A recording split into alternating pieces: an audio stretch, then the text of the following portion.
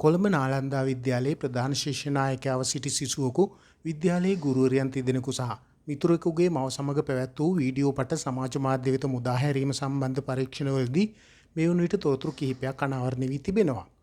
මෙම සිසුවා උසස් පෙළ විභාගයට ලියා ඇත්තේ 2024 දී වන අතර ඒ වන විට ශිෂ්‍ය නායක කණ්ඩායමේ ජ්‍යෙෂ්ඨ කණ්ඩායමේ සමාජිකයෙකු ලෙස පමණක් සිට තිබෙනවා.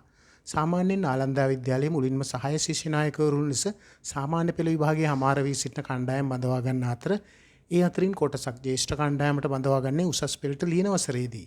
උසස් පෙළ විභාගයෙන් පසු අප්‍රතිඵල අපේක්ෂිත නිදහස් කාලයේදී ප්‍රධාන ශිෂ්‍ය නායකයා ඇතුළු ප්‍රධාන තනතුරු කිහිපයක් ජ්‍යෙෂ්ඨ කණ්ඩායම අතරින් තෝරා ගන්න අතර ඔහු ඇතුළු ප්‍රධාන තනතුරු දරන ශිෂ්‍ය නායක මඩුල්ල පාසලේ අධ්‍යයන කටයුතු වලට සම්බන්ධ නොවි පූර්ණකාලීනව සී දූරවල කටයුතු කරනවා. සමාජ මාධ්‍ය පණිවිඩ අනුව මෙම සිසුවාගේ හිතමිතුරන් ඔහුට ප්‍රධාන ශිෂ්‍ය නායකත්වයේ ලැබීම ගැන සුබ පතන්නේ 2025 පෙබරවාරි 15 වෙනිදාය.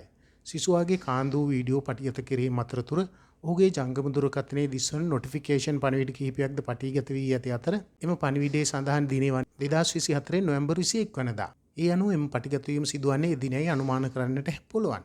2024 නොවැම්බර් 25 වෙනිදා උසස් පෙළ ආරම්භ වූ අතර ඒ වන විට පාසල් වලට නිවාඩු ලබා දී මොහු පාඩම් කරමින් සිටින්නට ඇතැයිද ගුරුවරිය නිවසේ සිටින්නට ඇතැයිද බොහෝ දෙනෙකු අනුමාන කරනවා. කෙසේ වෙතත් මේ කාලයේදී අදාළ සිසුවා ජ්‍යෙෂ්ඨ ශිෂ්‍ය නායකයෙකු පමණක් වන අතර ඒ වන විට ප්‍රධාන ශිෂ්‍ය නායකයෙකු නොවන බවද පැහැදිලියි.